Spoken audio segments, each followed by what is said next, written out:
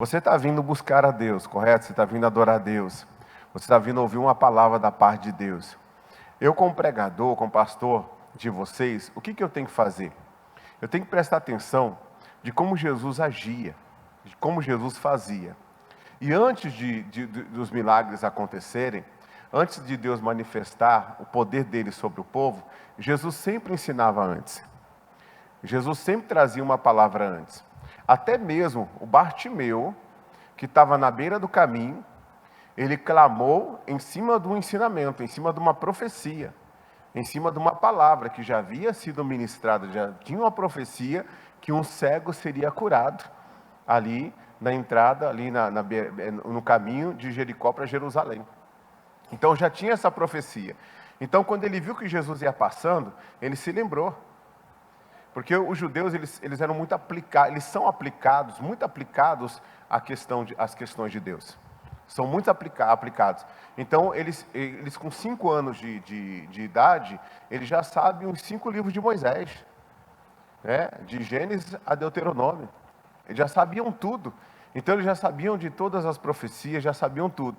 Então, Bartimeu estava ali, filho de Timeu, né? Estava ali na beira do caminho e ouviu que Jesus ia passando. E aí Jesus, ele começa a clamar: Senhor, filho de Davi, tem misericórdia de mim. Filho de Davi, tem misericórdia de mim.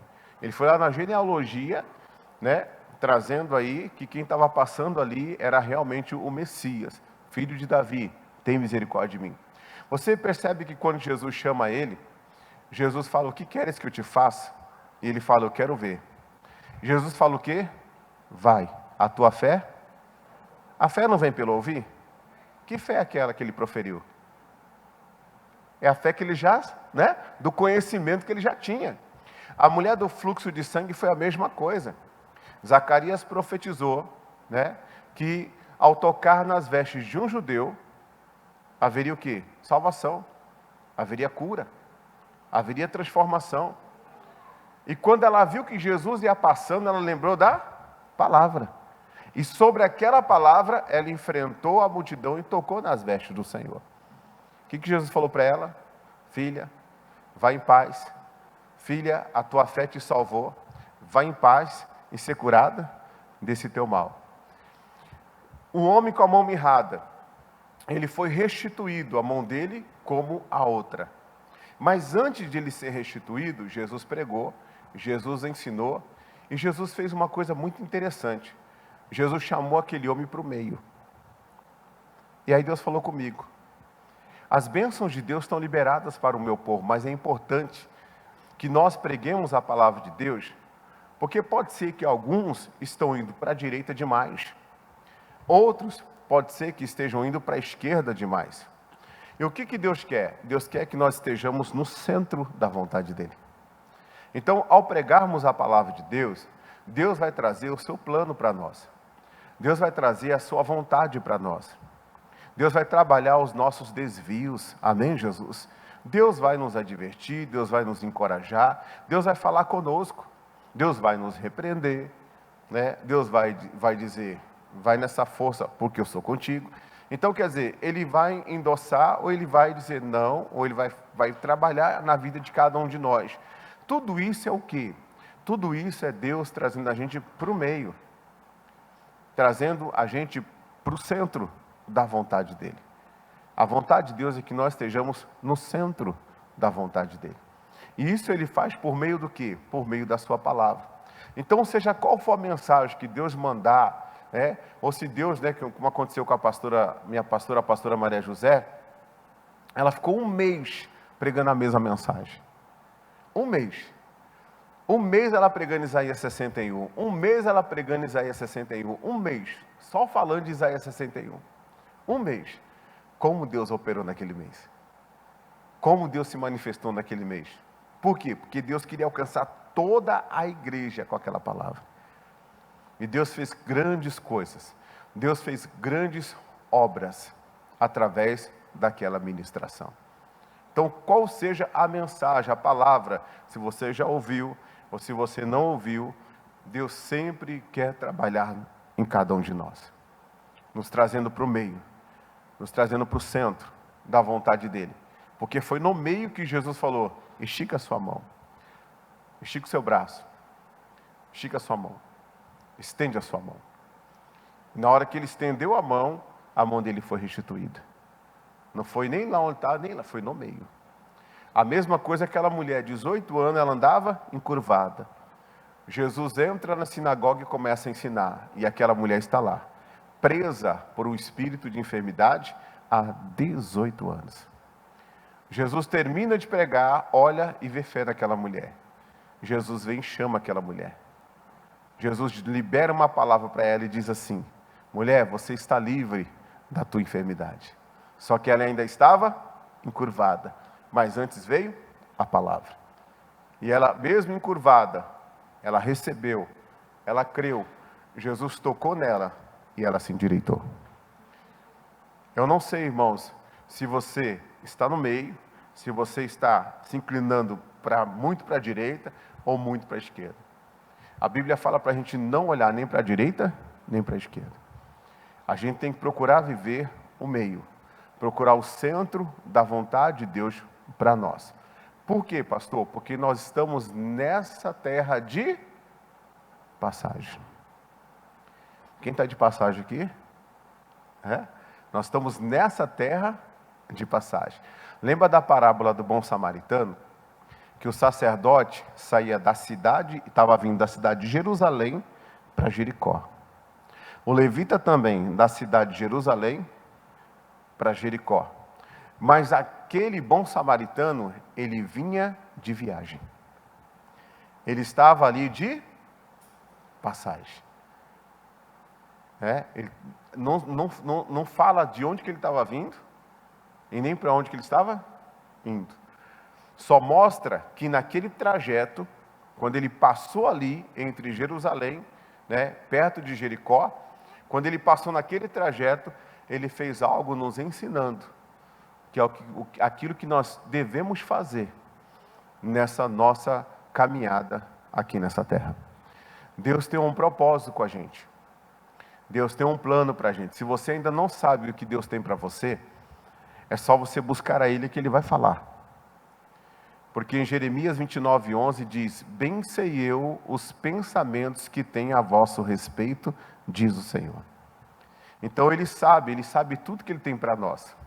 Se você olhar em Jeremias capítulo 1, versículo 4 em diante, o Senhor Deus fala para Jeremias: antes que formado fostes no ventre, eu te conheci. E eu te santifiquei. E dei você às nações como um presente, como um profeta.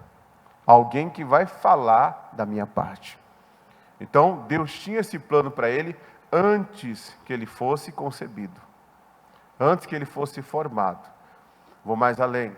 O Senhor também diz na sua palavra: assim como você não sabe como é formado o corpo de uma criança, os ossos de uma criança na barriga de uma mulher, você também não compreende as obras de Deus. Então é necessário que nós venhamos até Deus para que Ele venha nos revelar, para que Ele venha nos mostrar. Foi através de comunhão com Deus que Abraão entendeu quem ele era. Foi através de comunhão com Deus que Jacó entendeu quem ele era. Foi através de comunhão com Deus que José entendeu quem ele era. Até o próprio Senhor Jesus, com 12 anos, ele já sabia quem ele era. Ele já sabia que quando ele estava na casa, no templo, ele disse para a própria Maria e para o próprio José, ele disse: aqui, o meu prazer é estar na casa de meu pai. Então você vê que ele foi entendendo quem ele era. Tanto que ele compreendeu a missão dele, a ponto de falar para os discípulos: olha, a minha missão é ir até a cruz do Calvário. Eu vou ser entregue na mão dos homens. Eu vou padecer, eu vou ser morto, mas eu vou ressuscitar. Deus tem uma missão comigo, Deus tem uma missão com você. Algumas coisas nós vamos aprender hoje, e de fato isso que nós vamos aprender hoje serve para todos nós. O que devemos fazer nessa passagem que temos aqui nessa terra? Qual que é o propósito de Deus para nós? Lembrando aí do bom samaritano, a gente já vê que Deus quer que nós tenhamos azeite para ajudar as pessoas na unção e no poder do Espírito Santo. porque foi o que o bom samaritano fez para curar as feridas daquele homem, para sarar aquele homem. Ali nós vemos também que o bom samaritano usou o vinho, que representa o quê? O sangue do cordeiro, que representa o mosto, que representa a alegria, que representa o Espírito Santo. E tudo isso foi colocado sobre um homem que estava quase que morto, que representa a pessoa antes de conhecer Jesus e que passou toda a sua vida, ou parte da sua vida, né, na mão do salteador. E sofreu, foi roubado, foi espancado, foi judiado. E nós somos esses que fomos levantados. Para quê, pastor? Como igreja, para continuar o trabalho desse bom samaritano. Para continuar o trabalho que Cristo começou aqui. Nós somos a continuação de uma obra, irmãos. Jesus disse para os discípulos: ide por todo mundo, continue a obra. Pregue o evangelho, cure os enfermos, limpe os leprosos, pregue, quem for batizado vai ser salvo, quem não for vai ser condenado. Os sinais seguirão os que crerem. Vão e façam a minha obra. Vocês estão de passagem nessa terra. Passe fazendo aquilo que eu pedi para vocês fazerem. E façam outros discípulos. Por quê? Porque eles estavam de passagem. Eles não iam durar para sempre. A gente tem que fazer outros discípulos. Quando a gente morre, a nossa obra não pode morrer. Ela tem que continuar. Amém, Jesus? Ela tem que continuar. Imagine um pregador do evangelho, há anos pregando o evangelho, e nunca levantou um pregador, nunca levantou um discípulo, nunca fez um discípulo. Se esse pregador ele faz discípulos, quando ele morre, a obra que ele fez, que está sendo realizada agora por outras pessoas, ele tem galardão naquelas obras também. Ou seja, a coisa vai só multiplicando. E vai multiplicando, e vai multiplicando. Deus quer te usar. E a obra de Deus começa dentro da sua própria casa. Amém, Jesus? Da sua própria família. Lá em Lucas, no capítulo 19, ainda falando aí, continuando a falar sobre essa passagem, falamos aqui na introdução sobre o bom samaritano, que passou ali em Jericó, mas Jesus também passou em Jericó. E o que representa Jericó? Alguém sabe? Mas responde assim com voz de vencedor. O que representa Jericó? O mundo. Jericó significa o mundo. Então toda vez que eu falar Jericó, você sabe que eu estou me reportando ao mundo. Porque embora nós estamos nesse mundo, nós não somos desse mundo. A Bíblia fala que nós somos separados. Amém, Jesus? Olha lá o que diz Lucas 19, 1. E tendo Jesus entrado em Jericó, ele ia o quê? Ele ia passando. Por isso que o tema dessa mensagem é: nós estamos aqui de passagem. Eu estou de passagem. Você está de passagem. A gente não sabe até quando nós vamos ficar aqui. Só Deus conhece o amanhã. Só Deus sabe o dia da nossa partida. Esse dia pode ser abreviado, como esse dia ele pode ser prolongado, sabia disso? Vamos supor que eu tenho um livre-arbítrio, eu não me cuido. Eu posso abreviar meus dias. Eu posso abreviar meus dias. Vamos supor que eu sou uma pessoa estúpida, uma pessoa ignorante, uma pessoa que fica arrumando briga no trânsito. Eu posso abreviar meus dias. Mesmo eu sendo de Jesus, irmãos. Eu posso abreviar meus dias. Por causa de uma falta de libertação numa área da minha vida. Eu posso abreviar meus dias. Mas eu posso também ter os meus dias prolongados. Eu posso também ter os meus dias prolongados. Porque a idade que Deus diz na sua palavra, que o homem vive nessa terra, pela vontade plena dele, é até os 70. Passou disso, ele fala que é enfado e cansaço. E se você vê 70, fecha ciclo. Fecha 10 anos, 10 ciclos de 7 anos. Olha que interessante, como Deus ele é perfeito em tudo que ele faz. Passou disso, é hora extra. Deus tem dado muita hora extra aí, para ver se as pessoas, mais madurinhas, deixam toda a tradição que aprenderam durante a vida toda e se convertam a um único Deus. Reconheçam o único Senhor e Salvador. Já vi gente aí no final da vida, com mais de 100 anos aí, encontrou um crente na vida dele cheio do Espírito Santo e aceitou Jesus. Passaram alguns dias, a pessoa partiu. Quer dizer, o Senhor segurou aquela pessoa até ela ter a oportunidade de que alguém oferecesse ali o Senhor Jesus para ela e contasse o plano da salvação para ela. E o nosso papel é esse. Pastor, na minha caminhada, na minha jornada, passando em Jericó, eu tenho que fazer o quê? Eu tenho que fazer a obra de Deus. Nós somos o sal da terra, nós somos a luz no mundo. A Bíblia fala que se o sal for insípido, para nada mais presta, a não ser para ser pisado pelos homens. Deus tem um propósito comigo e com você, que é ganhar almas, que é salvar vidas. E isso começa dentro da nossa própria casa. A maior escola que nós temos é dentro da nossa própria casa. Dentro da nossa própria casa a gente exerce o perdão.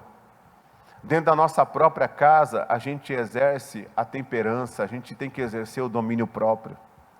Dentro da nossa própria casa, irmãos, às vezes a gente faz aquilo que a gente não quer fazer, porque não tem como fugir do negócio. Se tivesse como fugir, a pessoa fugiria. Nem toda festa de parente você quer estar, porque tem lá a encrenqueira que fica te perseguindo.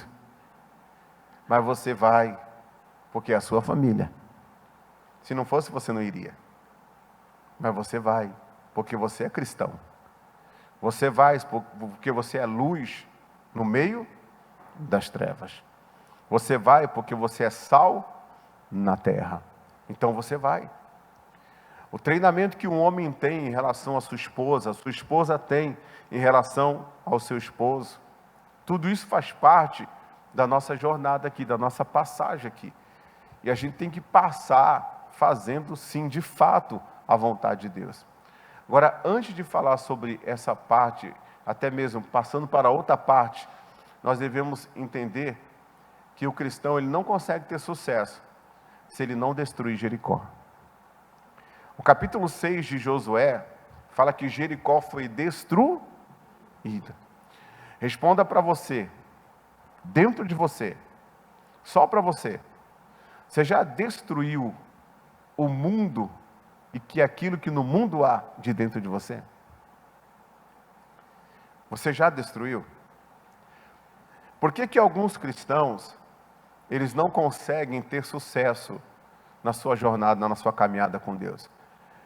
Porque alguns preservam coisas na sua vida que tem que ser destruída, irmão. A Bíblia fala, não ame o mundo e nem aquilo que no mundo há. Porque aquele que ama o mundo e aquilo que há no mundo, o amor do Pai não está nele. A amizade com o mundo é se colocar como inimigo de Deus. Jesus disse, eu não sou do mundo, eu estou no mundo. Ele falou que o mundo dele não era esse, o governo dele não era o dos homens. O governo dele era de um outro mundo. E ele fala, orando ao Pai, que aqueles que Deus deu para ele, aqueles que reconheceram ele como Senhor e Salvador, foram dados a Jesus, estão no mundo, mas também não são do mundo.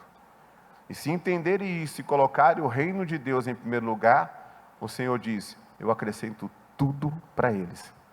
Porque embora nós não somos do mundo, assim como Jesus do mundo não era, ele foi honrado pelo Pai neste mundo. Ele triunfou nesse mundo.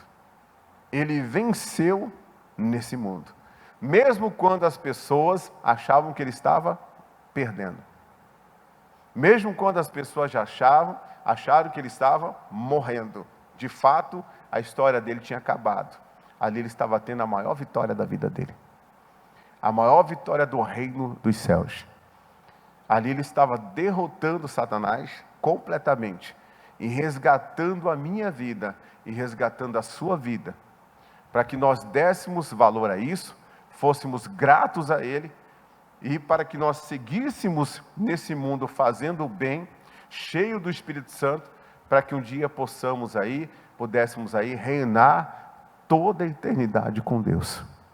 Num lugar onde não vai haver dor, num lugar onde não vai haver mancha, num lugar onde não vai haver choro, num lugar onde não vai haver mácula, num lugar onde não vai haver defeito, diga amém, Jesus, num lugar onde nós vamos viver eternamente com Deus, no reino perfeito e justo de nosso Senhor e Salvador Jesus Cristo. Vamos passar por essa terra, por essa Jericó, fazendo o que Deus nos ensinou. Jericó foi destruída. A Bíblia fala que Josué e o seu povo deram voltas em Jericó. Quando foi para dar a 7ª volta, o Senhor mandou que eles dessem 7 vezes a volta. Eles deram a volta 7 vezes. Depois que eles deram a volta por 7 vezes, eles ficaram esperando a direção de Deus. O Senhor disse: gritai e tocai a trombeta. Você já ouviu falar sobre a 7ª trombeta? Quem já ouviu falar sobre a 7ª trombeta? Então você vê, irmãos, que essa história, ela não é só uma história literal, ela é uma história profética. Ela é uma história profética. Por que é uma história profética? Porque vai chegar um dia, irmãos, que o Senhor vai destruir tudo aqui. Quando tiver a batalha de Gog e Magog, a batalha do Armagedon, quando tiver ali, Satanás levanta e ele vai pelos 4 cantos do mundo, ele levanta um exército, fora os demônios, um exército de seres humanos que ficaram para a grande tribulação e que vão se revoltar contra Deus, porque a besta vai ministrar a essas pessoas que Deus é mau porque deixou eles aqui. Irmãos, a maior enganação do inimigo é quando a pessoa não reconhece o porquê que ela ficou. Muitos vão reconhecer por que ficou e vão ter a última oportunidade, que vai ser através do seu sangue sendo derramado. Mas alguns, como hoje nós vemos aí na vida, que erram e não reconhecem os seus erros. Você conhece gente assim? Chegam a dizer que não sabem o porquê estão sofrendo. É verdade ou não é? Pois é. Naquele dia acontecerá a mesma coisa. Essas pessoas facilmente são ministradas pela besta, ou por um espírito do inferno, para ficar contra Deus, para culpar a Deus pelo momento que estão passando. Elas não conseguem enxergar os seus próprios erros. Elas não conseguem enxergar que muitas coisas que acontecem na nossa vida é colheita das nossas próprias atitudes, de nós não porque nós não sabemos fazer uso da forma que tem que ser do nosso livre-arbítrio. Uma pessoa está presa lá porque matou. O outro está lá, coitado, cheio, está pele e osso porque decidiu usar droga. Então, quer dizer, não, pastor, ele está dominado, mas ele não começa dominado, ele decidiu um dia. E geralmente quando alguém decide, parece um monte de gente para dizer, não entra nessa, cara. Principalmente pai e mãe. Verdade ou não é, gente? Mas a pessoa é obstinada e insiste no erro. Bom, essas pessoas, elas serão levantadas, e a Bíblia diz que será como a areia do mar, irmão. É muita gente. Satanás vai levar essas pessoas até a Nova Jerusalém. O reino de Deus já vai estar estabelecido aqui. Até onde estará o povo de Deus. E ali, quando eles fizerem aquela pressão, aquela oposição, assim como aconteceu em Jericó, quando Deus destruiu Jericó, a destruição de Jericó foi através do poder de Deus ou foi através das mãos dos homens? Do poder de Deus. Josué não tinha condições de derrubar aquela muralha. Ninguém tinha condições de destruir Jericó. Mas quando eles obedeceram e depois da 7ª volta, eles tocaram a buzina, fazendo menção à 7ª trombeta, meu irmão, tudo caiu. Primeiro recado que Deus tem para nós aqui, é plano de Deus para mim, é plano de Deus para você.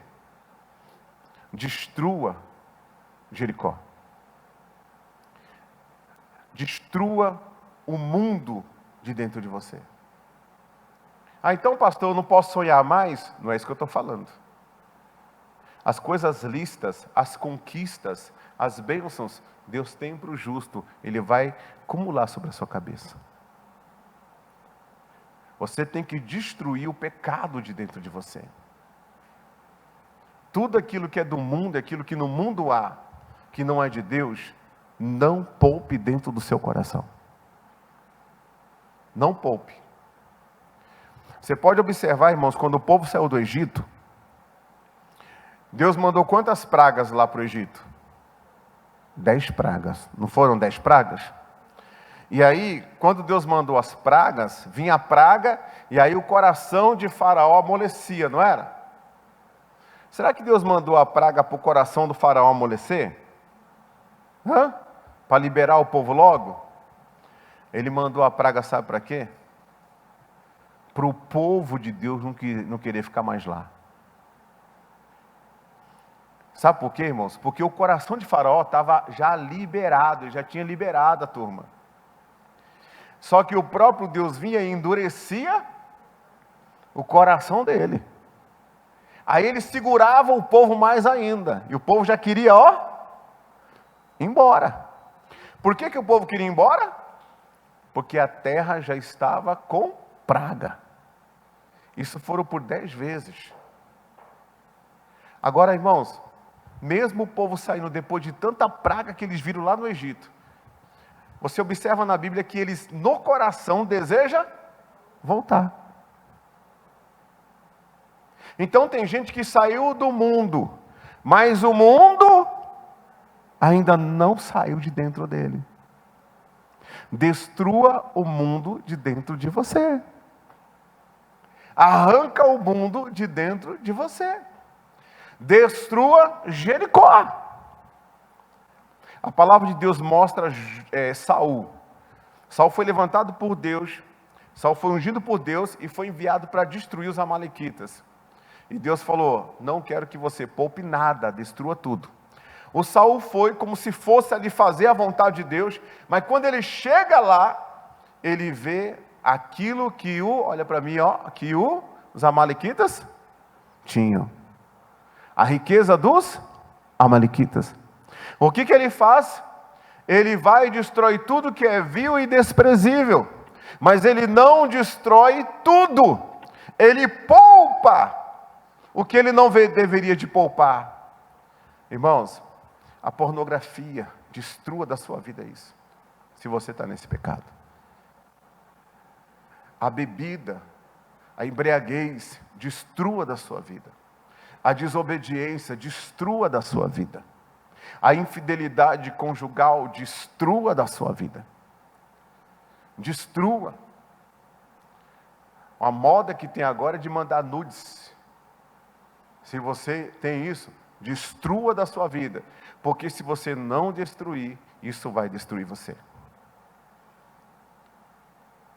Aquele povo, eles tiveram 40 anos para tirar o Egito do coração deles. Mas eles continuaram murmurando, mesmo entrando na terra, mesmo vendo a terra. E por isso, irmãos, eles não herdaram a terra.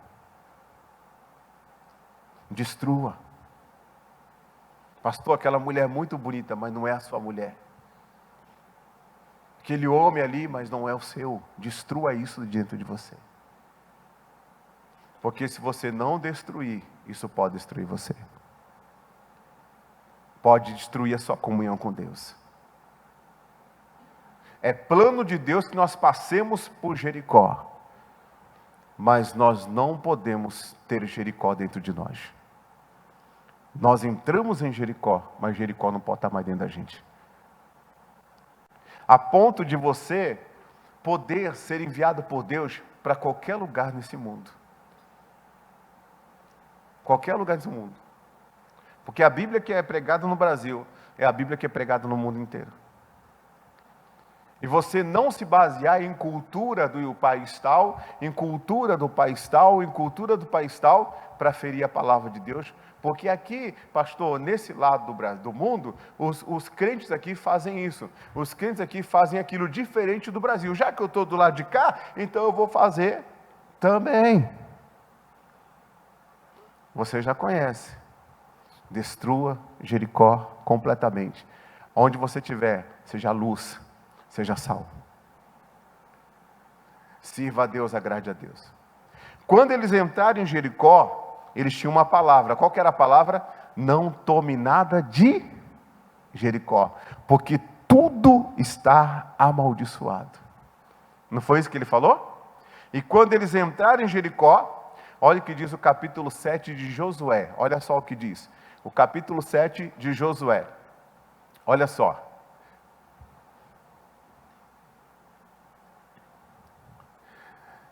E transgrediram os filhos de Israel no anátema, porque Acã, filho de Carmi, filho de Zabdi, filho de Zerá, da tribo de Judá, tomou do anátema. E a ira do Senhor se acendeu contra os filhos de Israel. Olha o versículo 6. Versículo 6. Então Josué rasgou as suas vestes e se prostrou em terra sobre o seu rosto, perante a arca do Senhor, na presença de Deus, até a tarde. Ele e os anciãos de Israel, e deitaram pó sobre as suas cabeças. Ele estava lamentando, porque 36 homens de Israel morreram. Foram a uma batalha, tinha acabado de ver o poder de Deus derrubando Jericó, mas quando eles entraram em Jericó, o Acã, olhou para uma capa babilônica, e a Bíblia fala que nós pecamos quando estamos atraídos, engodados pela concupiscência da nossa carne. Então, quando ele olhou para aquela capa babilônica, ele sabia que não era para tomar daquela capa babilônica. E ele sabia também que o ouro e a prata era para a casa do Senhor. E aí o que ele fez? Ele olhou para um lado, ele olhou para o outro, só que ele esqueceu de olhar para onde? Para cima. E ele foi e transgrediu. Pegou aquela capa e levou escondida e escondeu debaixo da sua tenda. Escondeu ali debaixo da casa deles, da tenda. O ouro e a prata, que era para a casa do Senhor, ele escondeu também, ali debaixo. Achou que estava levando uma vantagem tremenda. Só que ele estava ali levando uma maldição para Israel. Estava levando uma maldição para a casa dele. Que coisa terrível, pessoal. E por causa daquilo, 36 homens morreram, porque eles foram feridos. Eles não prevaleceram contra a cidade de Ai. Aí o Josué vai diante de Deus e fala com Deus. Rasga o coração. No versículo 6, ele fala com Deus. Aí no versículo 7, diz assim, olha só o versículo 7. E disse Josué, Senhor Deus, por que com efeito fizeste passar este povo Jordão, para nos entregarem nas mãos dos amorreus, para nos fazerem perecer, antes nos tivéssemos contentado ficar além do Jordão? Continue, o 8. Senhor, que direi, pois Israel virou as costas diante dos seus inimigos. 9. Ouvindo isto, os cananeus e todos os moradores da terra nos cercarão e desarraigarão o nosso nome da terra. E então o que farás ao teu grande nome? Ou seja, o povo não ia temer mais o Deus de Israel, por causa dessa grande derrota que eles tiveram.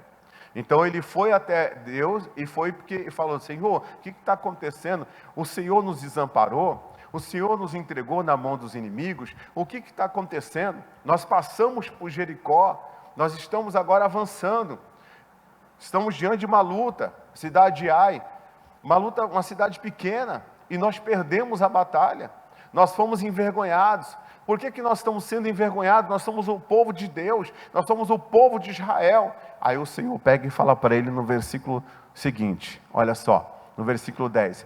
Então disse o Senhor a Josué, levanta-te, por que estás prostrado assim sobre o teu rosto? Olha só, Israel o quê? Pecou. E transgrediram a minha aliança, que lhes tinha ordenado. E tomaram do anátema, e furtaram, e mentiram, e debaixo de sua bagagem o quê? O puseram. Então Deus vem e fala para ele assim, por que você está desse jeito? Por que você está jogando terra sobre a sua cabeça? Eles morreram porque eles pecaram. Qual que é o salário do pecado? É a morte. Alguém chega para mim e fala, pastor, mas Jesus morreu por nós. Pastor, o senhor está lá na lei ainda, pastor. Não estou não, querido. Não estou não. Você já viu o que aconteceu lá em Atos capítulo 5? Lá em Atos capítulo 5, um casal foi diante do altar e diante do Espírito Santo. Eles depositaram no altar uma mentira que começou na casa deles. Começou na casa deles. Eles venderam uma propriedade. Eles deveriam colocar no altar a quantia. E eles pegaram e reteram uma parte. Chegaram no altar. E quando eles colocaram, o Espírito de Deus falou ao coração de Pedro: não é isso. Pedro vira para Ananias e fala assim: por que você permitiu que Satanás enchesse o seu coração? Para mentir diante do Espírito Santo. Que coisa séria, pessoal. Isso não foi Velho Testamento, isso foi Novo Testamento. Coisa muito séria. Aquele homem morreu dentro da igreja. Bom, não são poucas as pessoas que estão morrendo espiritualmente dentro da igreja. Que estão morrendo até fisicamente, sem ver as promessas de Deus se cumprindo na vida deles. Sem ver a obra de Deus sendo realizada na casa, na família. Você acha que aquele homem que morreu, o Ananias que morreu ali, diante do Espírito Santo, você acha que aquele homem não tinha promessa? Sim ou não? Sim. Mas ele não viu nada se cumprir na vida dele. Porque ele permitiu que Satanás enchesse o coração dele. Ele permitiu. Quando nós sabemos a palavra de Deus, a gente tem que passar por Jericó combatendo o bom combate, irmão. A gente tem que combater o combate da fé. Não é só o combate dizendo, diabo, tira a mão do meu dinheiro, não. Tira a mão dos meus negócios, tira a mão da minha saúde. Se eu tiver isso, você vai cair por terra, você não vai prevalecer. Não é só assim, não. Satanás, você vai sair, esse pecado vai embora. Esse pensamento não é meu, não vai prevalecer na minha mente. A minha mente é a mente de Cristo. O que é de Deus, o que é de César é de César. Satanás, você não vai me colocar contra o meu marido, a mulher vai falar. O marido vai falar, Satanás, você não vai me colocar contra a minha esposa, contra os meus filhos. Você está repreendido em nome de Jesus. A pessoa tem que combater esse combate. Tem que combater constantemente. Todos os dias nós temos os nossos combates. Amém, Jesus? E nós precisamos combater o combate da fé. Eles sabiam o que eles tinham que fazer, mas eles não fizeram. Eles pegaram do anátema. O que é anátema? É algo que Deus condena. Aquilo que Deus condena, condene também. Você entrou em Jericó, mas você não pode pegar nada de Jericó e levar para a sua casa. A mentira é de Jericó. O autor da mentira é o diabo. Uma coisa muito comum em Jericó é a mentira. É ou não é, gente? A mentira pertence ao reino de Deus? Não. Apocalipse 21:8, coloca para mim, faz tempo que eu não prego Apocalipse 21:8. Olha só o que tem em Jericó, a gente não pode levar para a nossa casa. Mas nem de brincadeira, irmãos. Olha só, mas quanto aos covardes e aos incrédulos, e aos abomináveis, e aos homicidas, e aos fornicadores, e aos feiticeiros, e aos idólatras, e a todos os... Por que ele não fala e aos mentirosos? Somente. E a todos. Porque tem gente que acha que tem mentira que é para ajudar. A mentira é para ajudar meu filho, pastor. A mentira é para ajudar um amigo meu, vou lá depor em favor dele. Testemunha falsa. Teve uma irmã esse dia que ela foi numa audiência, e ela chegou lá, e o advogado chegou nela e falou assim, você vai falar isso, isso e isso. Ela falou, não, mas não é isso que eu vi. Não, mas você tem que falar isso. Ele falou, não, pode tirar meu nome que eu estou indo embora. Aí a pessoa da família falou, você não vai me ajudar? Ela falou assim, eu te ajudo com a verdade, com a mentira eu não te ajudo não. Pergunta para mim se essa pessoa, ela foi amada ou odiada? Irmão, se você quer ser amado pelo mundo, você vai perder a conexão com o Pai. Às vezes a pessoa quer ficar bem com um amigo, quer ficar bem com a amiga, quer ficar bem com a família. Mas tem hora, irmão, que você tem que se posicionar. Tem hora que você tem que se posicionar. Ele tem que saber que você é um cristão de verdade. Se você não for um cristão posicionado, depois vai ser o primeiro a jogar na sua cara o que você fez. Se você for um cristão posicionado, ele pode ficar com raiva de você, mas na hora que ele precisar, ele sabe onde ele vai pedir oração. Ele sabe que você é diferente, que você é uma pessoa de Deus. Isso aqui, o posicionamento na palavra, não é para ser aplaudido por ninguém, não, é obrigação da igreja. Uma pessoa se santificar, não é para ser aplaudido para ninguém, não é para a pessoa se achar melhor do que ninguém, não. É um dever do cristão. Cristão significa parecido com Cristo. Agora, olha só a recompensa da pessoa que vive pegando as coisas de Jericó e trazendo para a sua vida. Pegando as coisas de Jericó e levando para a sua casa, e levando para a sua família. Meu irmão, você tem que passar por Jericó, mas você não tem que se contaminar com Jericó, não. Você tem que influenciar. Você tem que influenciar nessa vida. Amém, Jesus? Você tem que influenciar. Olha só, a sua parte, o seu galardão, a sua herança, o galardão negativo, será no lago que arde com fogo e enxofre, que é o quê? A segunda morte, porque a primeira morte é a física, essa todo mundo vai ter. Agora, quando a pessoa morre, ela pode ter a segunda morte, ou ela pode ter a vida eterna. A gente tem que passar por Jericó, e a gente tem que ter em nós aquilo que acompanha a salvação. A igreja, ela não tem que ter dentro dela um mundo. As pessoas chegam para a igreja, elas precisam entender que elas estão chegando para serem santificadas, para serem libertas. A igreja precisa entender que o culto é para o Pai, é para Deus, e que num ambiente como esse, Deus vai trabalhar em mim, em você. Às vezes a igreja, não digo você, eu digo a igreja num geral, ela vai até o culto para Deus trabalhar nas coisas.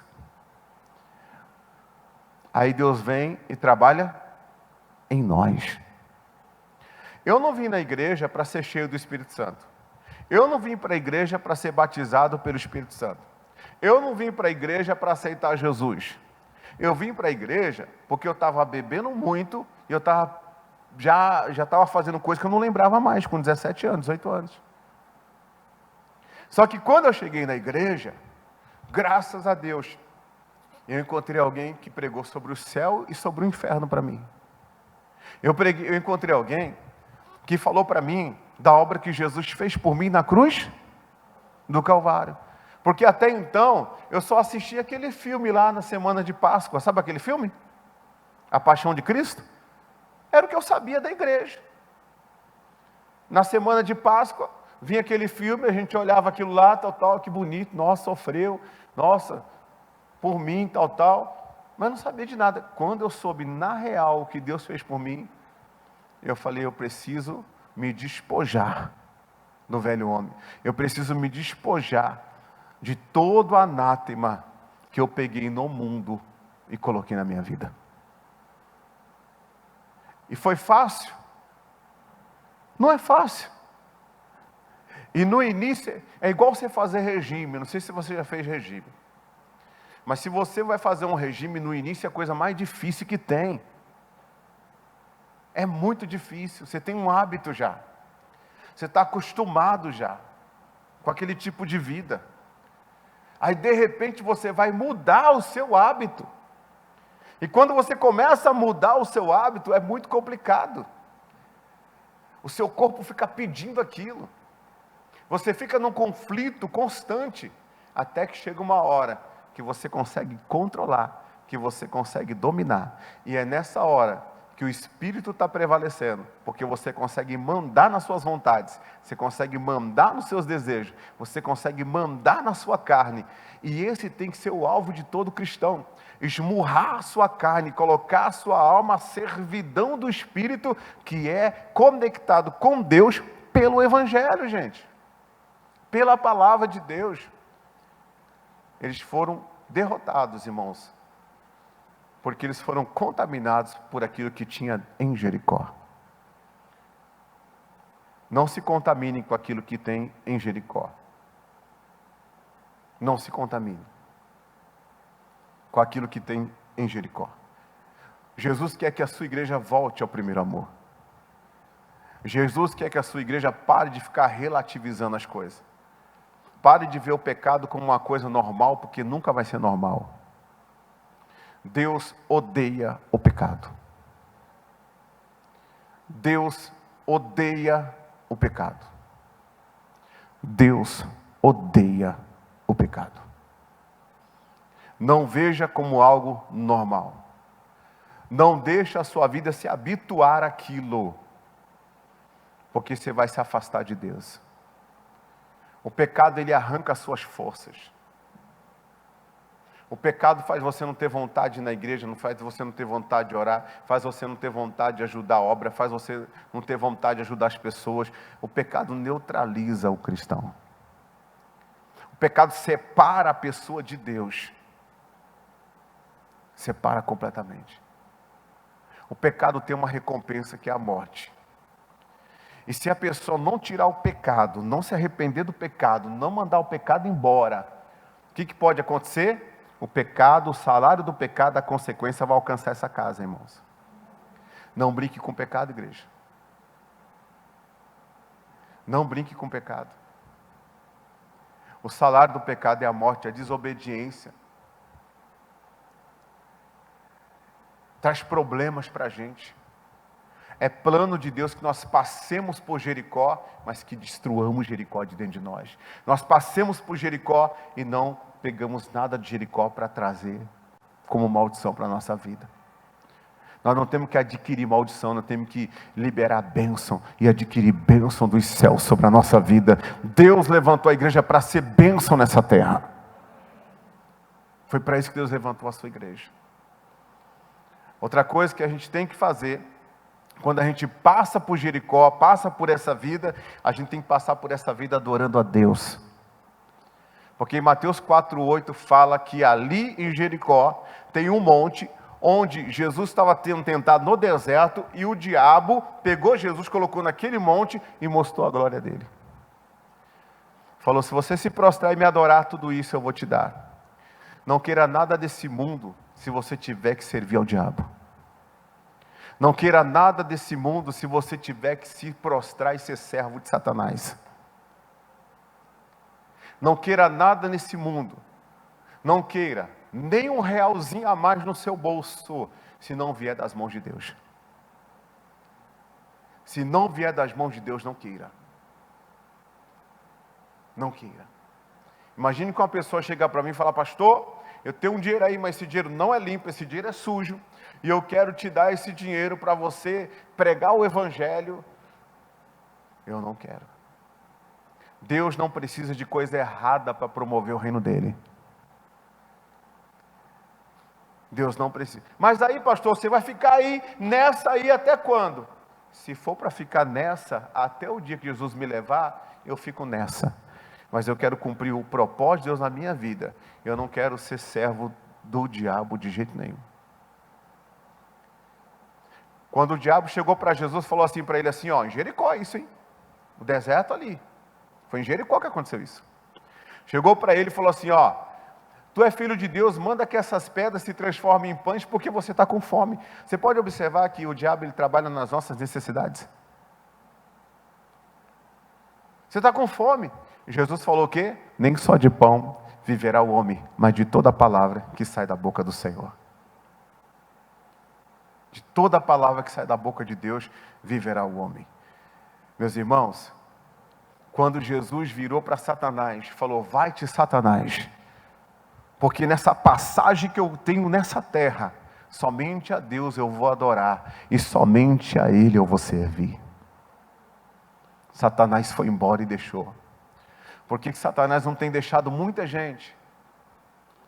Por quê? Porque Satanás ele só pode agir na vida de uma pessoa e permanecer na vida de uma pessoa se a pessoa deixar, irmão.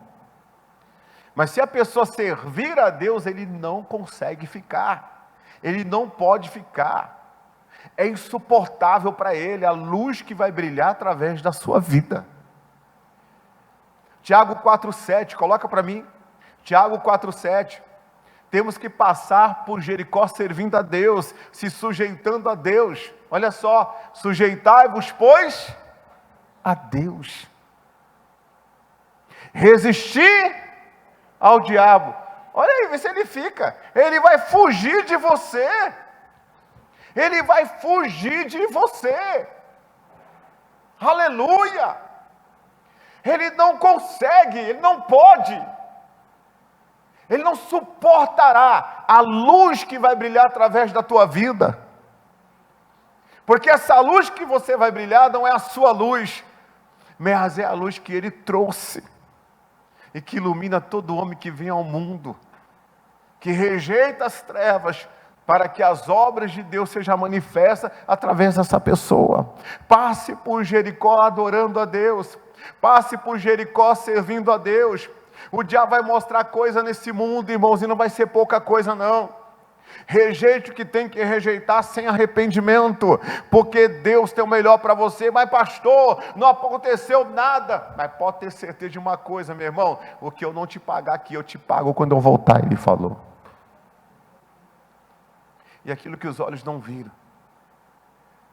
aquilo que nunca subiu ao coração de um homem, aquilo que o menino nunca viu, nunca imaginou, nunca pensou, é o que Deus tem preparado para aqueles que o amam. Ame a Deus.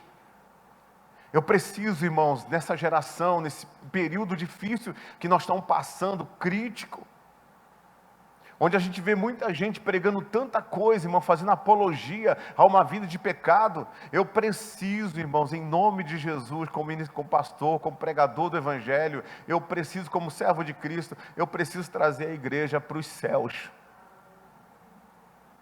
Eu preciso alinhar você com a vontade de Deus. Eu preciso trazer você para o meio. Porque você estando no meio, você não vai correr atrás de bênção não. As bênçãos que correrão atrás de vocês. E eu digo mais, não precisa nem ter medo do futuro, viu? Porque se você é praticante da palavra de Deus, o Senhor diz, nunca vi um justo desamparado e nem a sua descendência mendigar o pão. Não tenha medo dos seus filhos, não tenha medo pelos seus netos, não tenha medo por ninguém, porque se você for uma pessoa que honra a Deus, Deus vai honrar a tua casa também. Deus vai honrar a tua família também. Luta todo mundo tem, mas Deus vai honrar. Deus vai honrar. E digo mais, num tempo difícil, num tempo de fome, Deus está dizendo que você vai ter fartura. Aleluia! Deus te coloca por cima. Deus te coloca por cabeça. E nunca você vai ser cauda. Outra coisa que a gente tem que priorizar em passando por Jericó. O que é Jericó mesmo? O mundo. Quem está de passagem aqui, levanta a mão. Amém. Glória a Deus. Então Jericó é o mundo. O que temos que priorizar? Sabe o que tinha em Jericó? A fonte de Eliseu. Quando Eliseu chegou em Jericó, as águas eram amargas. Quando ele chegou em Jericó, a terra era estéril. Mas quando ele deitou o sal naquelas águas, elas se tornaram puras. Elas foram purificadas. A terra mudou. Você sabia que nesse mundo, você tem um lugar para plantar e para colher? Verdade. E eu digo mais.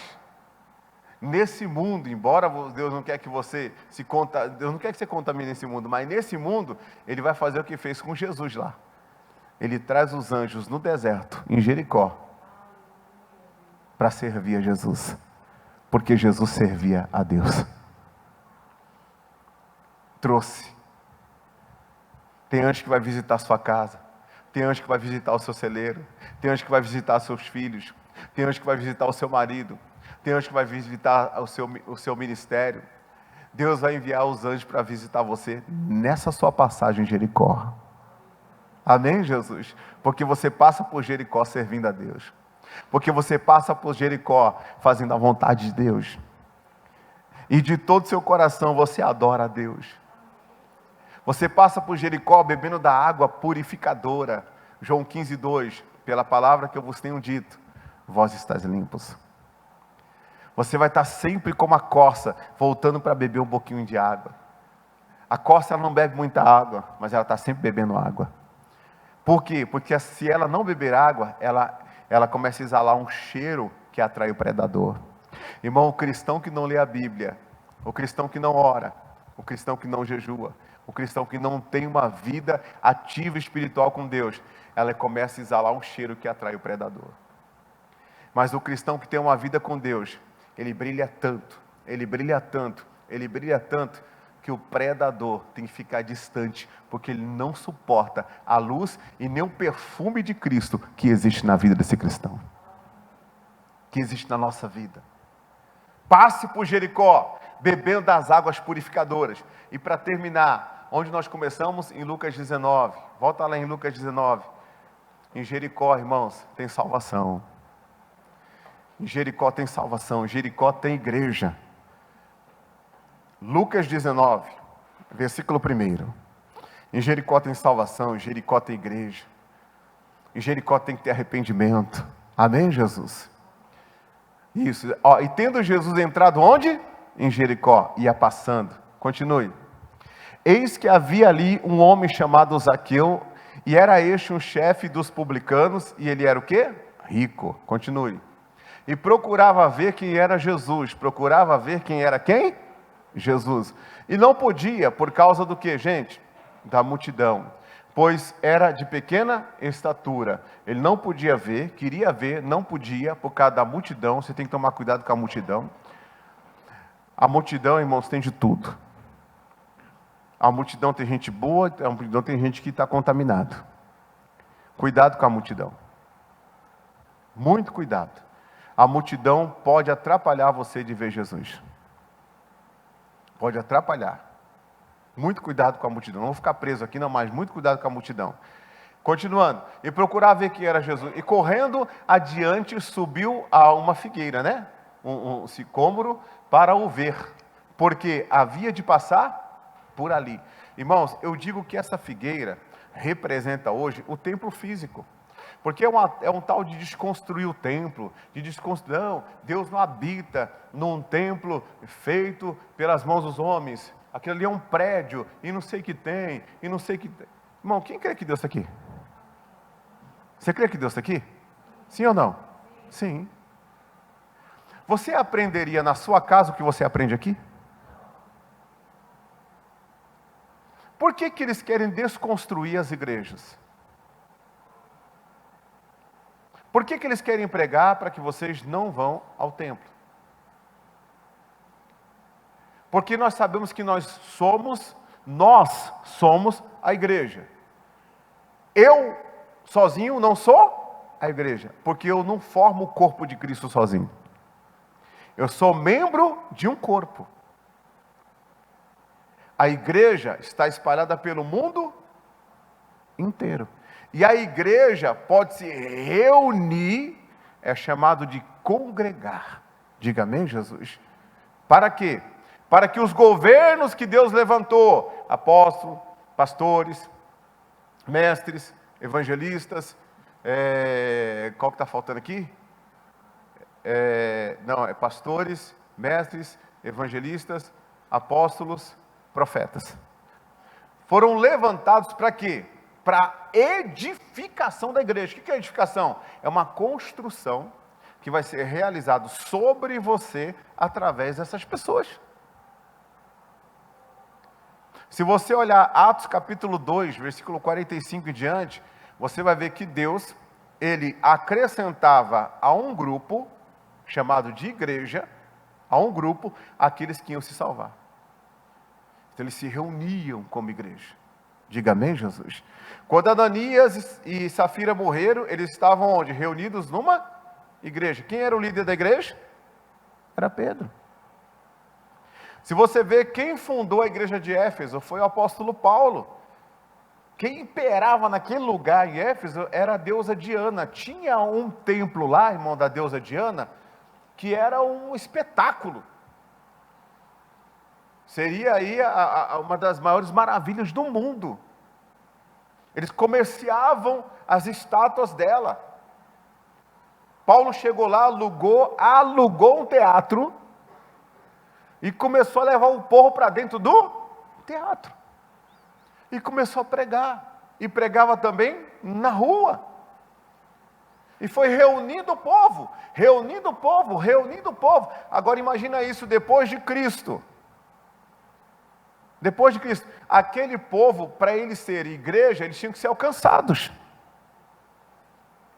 Então, uma das coisas que eu fico indignado é quando as pessoas querem desconstruir um local onde nós devemos de nos esforçarmos para estarmos ali. Porque cada culto marcado, o Senhor vai passar por ali. Cada culto marcado, uma palavra de Deus vai vir ali. É verdade ou não é, gente? É. E ele pegou e viu que Jesus ia passar por ali, e ele correu na frente da multidão, e ele subiu. Irmão, aqui tem muita lição para nós. Tem gente que quando vem na igreja, vem direto do serviço, não é fácil não. Já tem gente aqui que já veio da igreja depois de uma noite de plantão, de trabalho. Tem gente que veio na igreja com dor. Tem gente que veio na igreja, irmãos, com dinheiro contado. Ele até fala assim: Deus, eu vou desinteirar aqui o dinheiro do mês da minha condição, porque eu vou lá buscar o Senhor. A gente tem que passar por Jericó, sabendo que a gente tem que se esforçar também, para estarmos num ambiente como esse. Porque Jesus vai passar. E uma hora dessa, Ele chama pelo nome. Irmão, Jesus não podia ir direto na casa de Zaqueu?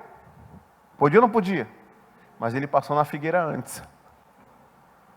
Quem estava lá em cima? Zaqueu. Olha o esforço que esse homem fez. Olha a perseverança dele. Ele sobe na figueira. Quando Jesus passa, uma multidão, Jesus vira e fala assim: desce depressa. Irmão, quando você tiver dificuldade para você ir até a figueira, nessa hora Deus quer ver o teu esforço. Deus não quer ver que você se entrega, não. Deus não quer ver você se entregar às dificuldades, não. Deus quer ver o teu esforço. Aleluia! O teu esforço. Ele quer ver o teu esforço, irmão. Zaqueu, desce depressa. Zaqueu desceu e recebeu Jesus gostoso. Na figueira você tem que receber Jesus gostoso. Você tem que receber Jesus com alegria. Você tem que receber a palavra vibrando com ela, dizendo: fala mais, Senhor. Fala comigo, Deus. Eu anseio ouvir a tua voz. E Jesus fala assim: ó, eu vou lá na sua casa. Você me leva lá? Não deixa Jesus na figueira não, irmão. Leva Jesus para a sua casa. E quando chegou lá na casa de Zaqueu, Jesus estava lá dentro. E quantas vezes a gente está em casa, né, irmãos? E Jesus está lá dentro. Jesus pregou para Zaqueu dentro da casa dele, irmão? A Bíblia fala que Jesus estava sentado. E o Zaqueu estava ali, e de repente o Zaqueu pega e fala: Senhor, se alguma coisa eu tenho defraudado alguém, eu vou restituir quadruplicado. Irmãos, você sabe que quando a pessoa sai de um culto e leva Jesus para casa, essa palavra fala com ele amanhã? Essa palavra fala com ele terça-feira? Essa palavra vai falando com a pessoa na semana? Porque Jesus está ali na casa da pessoa. Sabia? Que tem coisa que não vai acontecer na figueira, mas vai acontecer na sua casa. Vai acontecer lá. Vai chegar aquela hora que acontece alguma coisa, sua vontade é... A presença de Deus está ali, fala com você. E você fala, eu não vou fazer isso, eu vou fazer o que a palavra manda. E Jesus falou que a salvação chegou a essa casa. Por que eu estou fazendo essa comparação de a figueira com a igreja física, né? Por que eu estou fazendo essa comparação? Porque Jesus, quando chega para Natanael, fala assim, eis aí um verdadeiro israelita, eu te vi quando você estava debaixo da figueira. Sabe o que Natanael fazia debaixo da figueira? Estudava as leis. Ele aprendia debaixo da figueira. Quando você vem para um culto, você aprende muita coisa, não aprende? E você não aprende de mim. Você aprende de Deus, você pode ter certeza disso. É o Espírito Santo que fala na igreja. Qual que é o propósito de Deus na nossa vida como cristãos? Não fique longe da igreja. Se esforce para estar na igreja. Faça de tudo para você aprender o máximo possível daquilo que Deus vem falando. Eu já tive casos de pessoas, irmãos, que um dia fez um culto especial e veio um pastor de fora. E o pastor pregou tudo aquilo que eu já preguei.